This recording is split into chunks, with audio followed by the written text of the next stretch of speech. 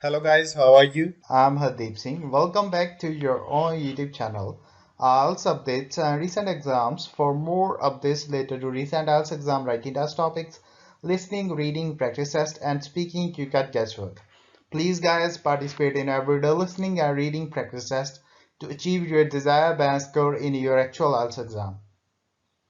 Please hit the like and subscribe button. Press the bell icon for the upcoming notifications. Don't forget like, subscribe and share my YouTube channel and my Facebook page, IELTS updates and recent exams. Part 1. Listen to Jane and her friend Sally discussing Jane's preparations to go on a tour abroad. Look at the questions 1 to 5.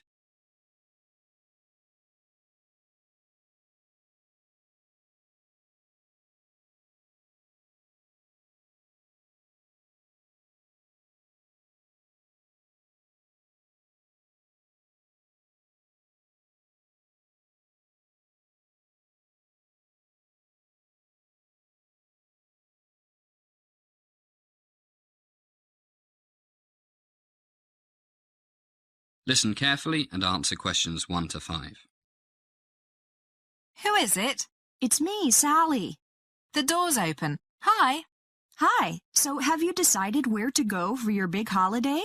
Finally, I narrowed it down to Southeast Asia or India and Pakistan and decided on Southeast Asia. Southeast Asia. Wow, sounds romantic. Decided when you'll leave?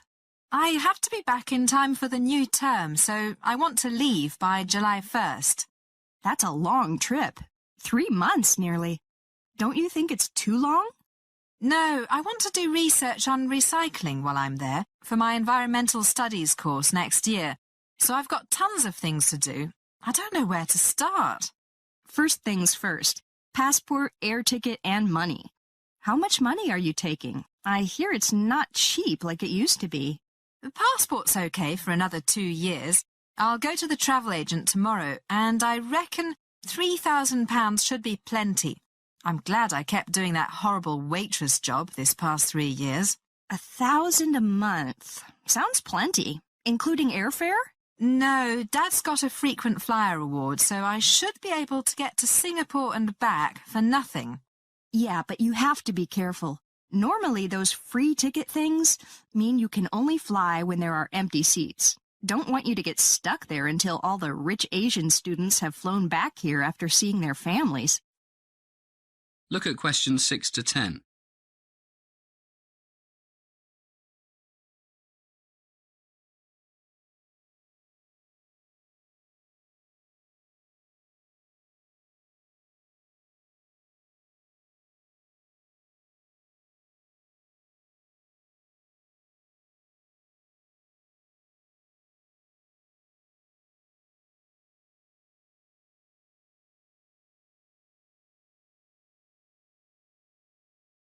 Now listen to more of the conversation between John and Sally and answer questions 6 to 10. I'll manage, but I'll see what the travel agent has to say. Gosh, July 1st. That's only a bit over 3 weeks. Inoculations. All sorts of nasty diseases in those tropical places. Have you checked out the health requirements? Didn't think of it. How do I start? I think there's a Ministry of Health webpage that tells you what injections and pills you need before you go to different countries. Yellow fever, malaria, that sort of stuff. How many countries do you plan on visiting? As many as I can. Singapore, Malaysia. I'd like to get to Sabah and Sarawak in East Malaysia if I can. Thailand, Cambodia, Laos, Vietnam and Indonesia for sure. That's pretty ambitious. How do you plan to get around? As cheap as I can. Don't fancy flying much. Maybe I can get a boat from Singapore to Borneo. You didn't mention Borneo. Oh, that's the big island where Sabah and Sarawak are. Most of it belongs to Indonesia. Oh, I know. And Brunei, right? That little place with tons of oil. Right. Have you still got your camera? Yeah, and Dave has promised me a digital video camera for my birthday. But your birthday isn't until late July. An early birthday present. That's what brothers are for. That is the end of part 1.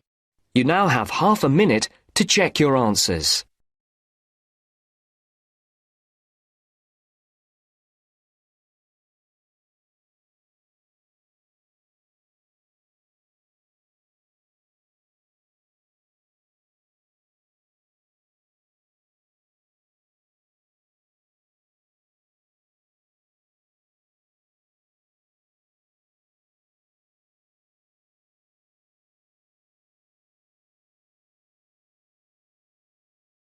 Now turns to part 2.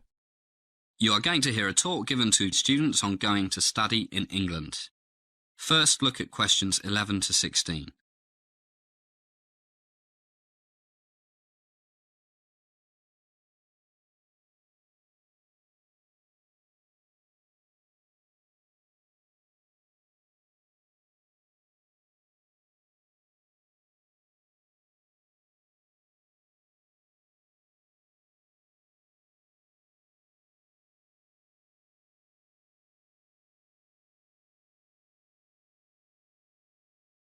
As you listen to the first part of the talk, answer questions 11 to 16.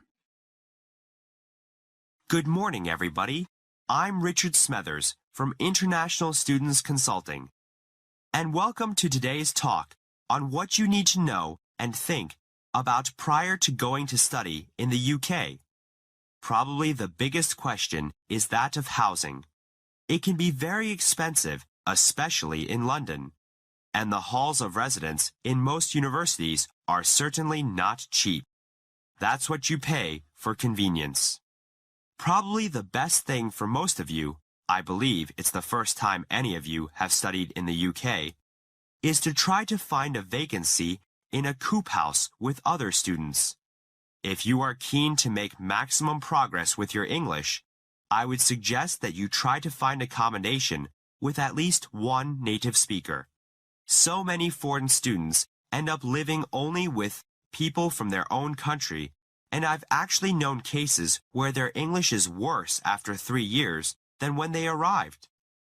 One advantage of living with British students is that they'll probably have experience of dealing with landlords, looking after the bills, and other things that might be done quite differently in your home country. So how to find shared housing, any housing? Arrive early. It's best to try and be in the town or city where you'll be studying at least a week before the start of term. If you leave it too late, you'll be competing with thousands of other students all looking for a place to live. And one of your first stops should be the housing office. They have a database of all types of off-campus accommodation, and the early bird catches the worm, as they say. You'll probably meet other students at there in the same boat you are. And chat with people. If you meet any that seem to be the type of people you could get along with, then you might well sort out your accommodation quite quickly with them. Now look at questions 17 to 20.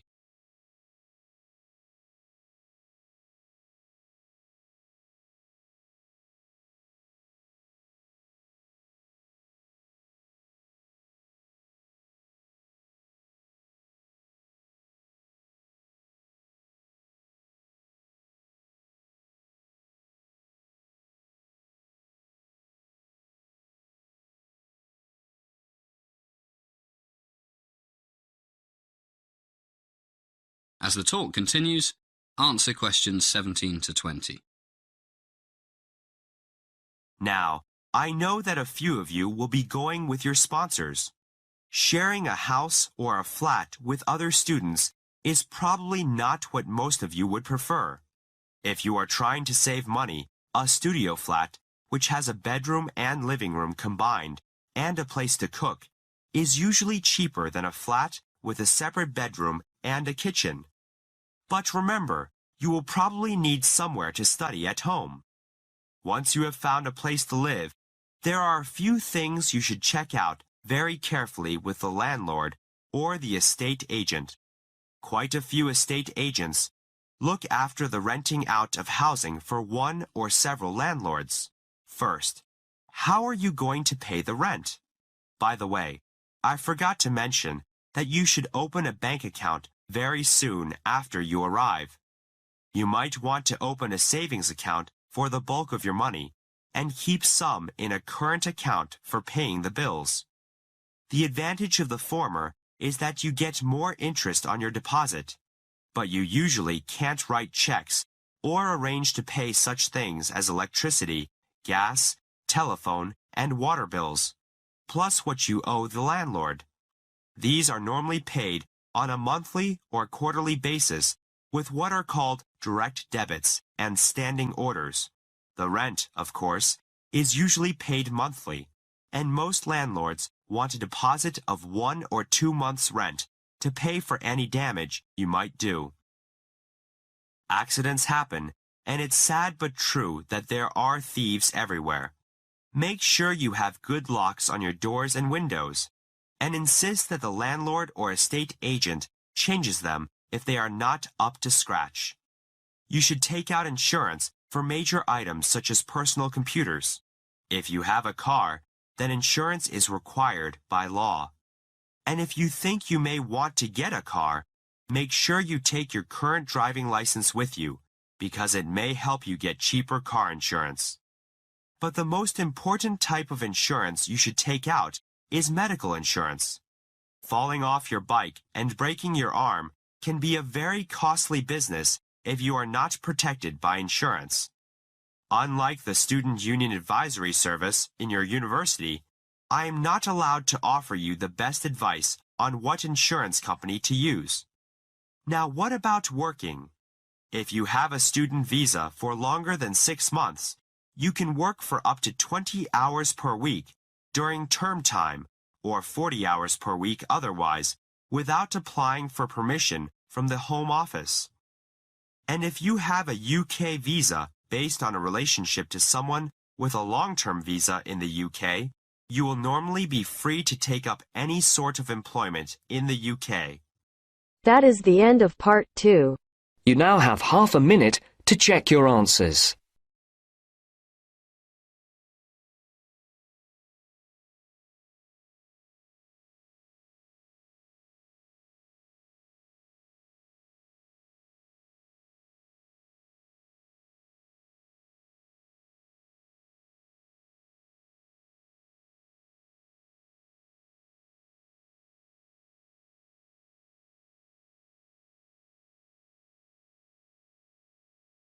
Now turns to part 3. You're going to hear 2 hosts of a TV program talking about taking notes from lectures. First, listen to the first part of the conversation and answer questions 21 to 25. You now have some time to read questions 21 to 25.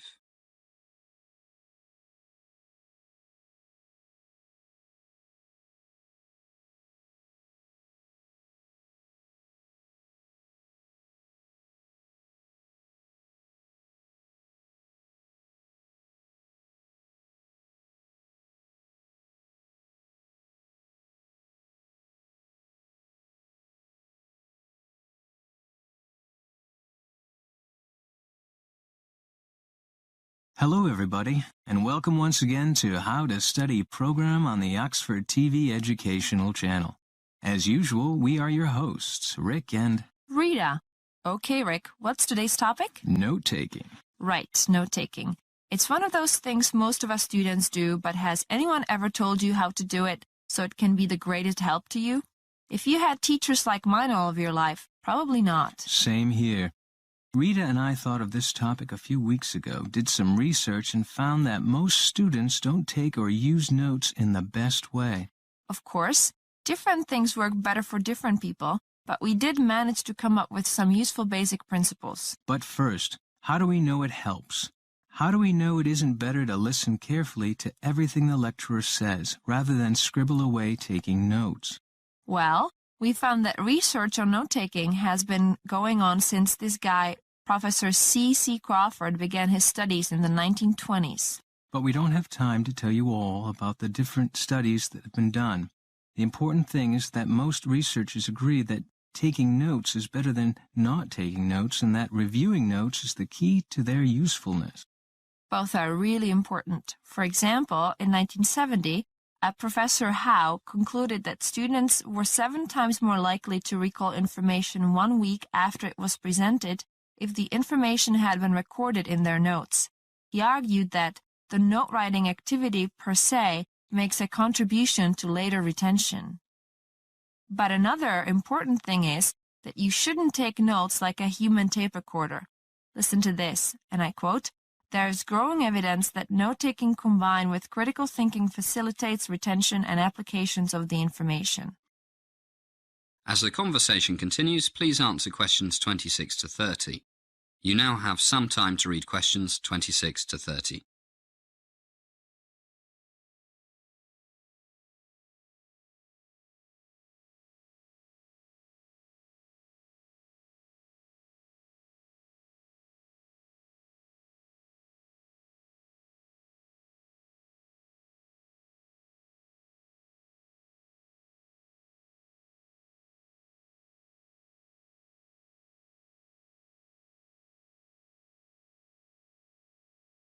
In fact, in 1979, 2 researchers found that students who took notes verbatim scored lower on comprehension tests than those who processed information at a high level, which is inhibited by taking notes this way.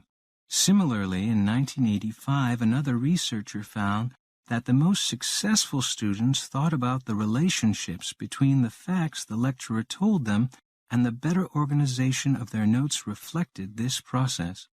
And putting information in different geometric figures, squares, triangles, rings, etc., like in computer programming, to stand for different functions and alternatives, improves this reorganization.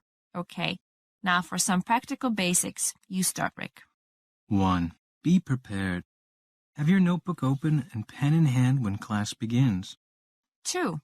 Listen for what the teacher emphasizes with words like "to summarize," "the main point is," and if something is written on the board, you should probably write it down. And if something is repeated, it's probably important. Don't try to write down every word, just the main ideas, content, and information. And develop your own way of abbreviating words. Go over your notes as soon as possible after class. Underline or highlight main ideas, concepts, and information. And last thing, reorganizing notes while reviewing leads to higher test scores. That is the end of part 3. You now have half a minute to check your answers.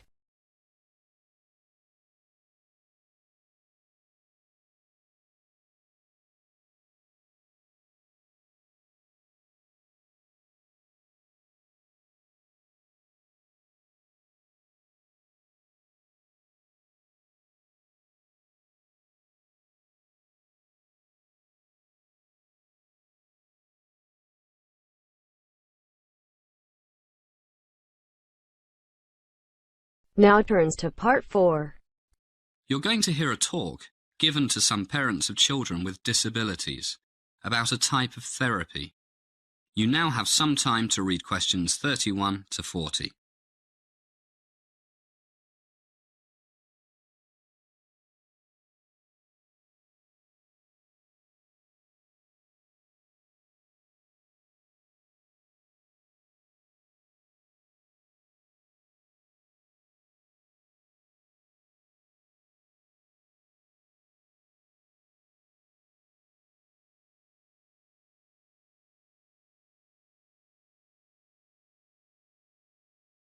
Good afternoon, everybody, and welcome to our hospital's recreational therapy department. I'm Dr. Gillian Roberts, and I'm the department head. You all have children who have some form of disability, and your family physicians have recommended that they come here for treatment. Many people don't know very much about recreational therapy. It sounds rather like playing to get better. Well, in a way it is. But it's much more than this. So today I'll give you an overview of the basic principles and some common activities of this form of therapy. Please don't hesitate to interrupt me if you have any questions. Let me start by painting a picture in your minds. Imagine a young child with a disability and an adult splashing around, playing and laughing in a swimming pool. For the child, this happy scene is very different from the daily struggle of, for example, learning to walk without crutches. The adult is a recreational therapist. It's fun, but it's also work, and successful work as she sees the improvement in the child's balance, leg motion range, and lower body strength. Equally important, she sees that the child is slowly but surely gaining confidence. So this probably gives you an idea of what recreational therapy is all about. How about a definition? The American Therapeutic Recreation Association describes it as a healthcare and human service discipline that delivers treatment services designed to restore, remediate and/or rehabilitate functional capabilities for persons with injuries, chronic illnesses, and all types of disabling conditions. Well, that's quite a mouthful, but you can see that it covers a wide range of conditions and patients. At this hospital, we used to specialise in children under 12, while older people went to St James, very close to here. But we found that children can be encouraged by seeing adults doing similar things to what they're doing, and they also get very attached to their therapists. So now both hospitals treat both youngsters and adults, and we work very closely together, especially on research projects. OK, who are the therapists? Well, most of them are certified therapeutic recreation specialists, usually simply called recreational therapists. They're certified through the National Council for Therapeutic Recreation Certification, which requires a bachelor's degree or higher, a formal internship, and passing a certification examination. To maintain their certification, they must also participate regularly in professional education activities. Recreational therapists work in a wide range of clinical service areas, but they play an especially important role in the rehabilitation of children with disabling conditions. Their work with children includes such activities as physical play, focused on restoration or maintenance of functioning, and the one-on-one bedside play with a single child or small group activity. By the way, it seems that so far I've been talking about physical problems. In fact, our work also includes trying to help with psychological problems. For example, educational play focused on understanding upcoming surgery, dramatic or expressive play focused upon coping with fear and anxiety, and family or sibling play to help overcome such things as excessive shyness, hostility, and other emotional problems. What makes recreational therapy different from other forms of therapy? As the name suggests, it's the use of recreational activities as the mode of treatment. The treatment goals that a recreational therapist may work towards are similar to the goals of other disciplines on the rehabilitation team, but the way of achieving those goals is different. Also, the recreational therapist has a holistic perspective that includes the patient's leisure, social, cognitive, and physical needs. This means that a recreational therapist may work with a child on one or more of the following functional areas. Physical functioning. Things like mobility, strength, and motor skills. Cognitive functioning, such as attention span, memory, and problem solving. Emotional functioning. Things like self-esteem, confidence, and coping skills. Social functioning. How to communicate and interact with others. Sadly, sometimes we also have to help patients learn to manage pain. Other areas include developmental play skills, leisure interests and abilities. Well, that sounds more like something to do with recreation than the other things I just mentioned. As you can imagine, with all those different things that might need to be worked on, a recreational therapist may use a wide range of techniques to meet the needs of each child. After completing a comprehensive assessment, the recreational therapist identifies appropriate treatment goals and decides on the methods to be used. These methods might include leisure skill building, adaptive sports, aquatic therapy. I mentioned splashing around in a pool at the beginning of my talk, therapeutic art, and animal-assisted therapy. This is increasingly popular. It's wonderful how a friendly dog can do more than all the doctors in the world for some disabled kids. That is the end of part 4. You now have half a minute to check your answers.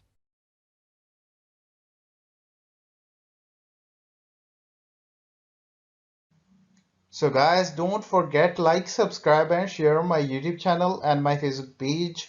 IELTS updates and recent exams. For more updates related to recent IELTS exam writing test topics, listening, reading, practice test and speaking, you can guesswork.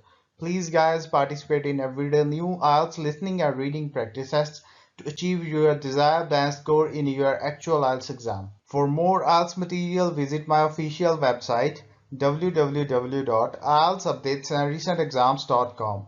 The link is given below in the description. If you need PDF files of latest IELTS material, then please join my Telegram channel. So guys, please write your score below the comment section. Again, thanks for listening. God bless you all guys. Stay tuned, stay safe.